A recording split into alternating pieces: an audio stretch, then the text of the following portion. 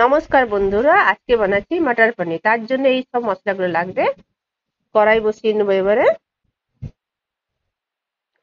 Roast করে নেব। গরম মশলা একটু জিরা দিয়ে করে ভেজে নেব, ভেজে উঠিয়ে নেব। ওকে, একটু সাদা তেল দিয়ে দিলাম কড়াইয়ের মধ্যে, একটু হালকা করে নুন দিয়ে দিব। পনিরকে ভেজে নেব লাল লাল করে, তাহলে টেস্ট আসে। ভেজে উঠিয়ে নেব, ভাজা হয়ে গেছে দেখুন। এবারে তেল দিয়ে করে তেজপাতা দিয়ে আর আদা, পেঁয়াজ, রসুন যে দিয়ে রেখেছি, পেস্ট করে রেখেছি, ওকে পিষে দিব। স্বাদ অনুসারে নুন দিয়ে দিব, নুন দিয়ে করে ভাজা করব। ভেজে নেব ভালো করে, নাড়াচাড়া করে। এবারে যে একটু লাল লঙ্কার গুঁড়োটা দিয়ে দিব কাশ্মীরি রং হবার জন্য। একটু গরম গোলকি দিয়ে দেব। গোলকি দিয়ে একটু ভাজা ভাজা হয়ে এসছে দেখুন। তারপর যে পেস্ট করে রেখেছি কাজু আর পোস্ত, ওকে দিয়ে দিব।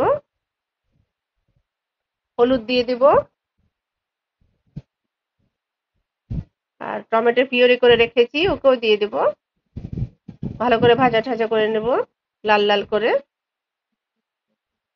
কষিয়ে নিব ভালো করে মশলাটাকে। এখন তেলটা ছেড়ে এসছে, লাল লাল হয়ে এসছে। এবারে মটরটা একটু ভাপিয়ে রেখেছিলাম,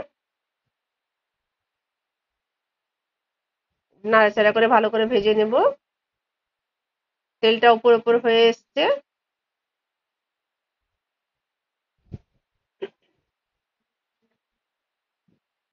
এবারে পনিরটা দিয়ে দেব। পনিরটা দিয়ে দিলাম। আর যে মশলাটা পিষে করে রেখেছি, গরম মশলা আর জিরাটা, ওইটাও দিয়ে দেব। দিয়ে দেখুন, ধনিয়া পাতা দিব, নাড়াচাড়া করে নেব। দেখুন কত সুন্দর হয়েছে। আমার যদি রান্নাটি ভালো হয়েছে তো লাইক কমেন্ট করে দিবেন। ধন্যবাদ।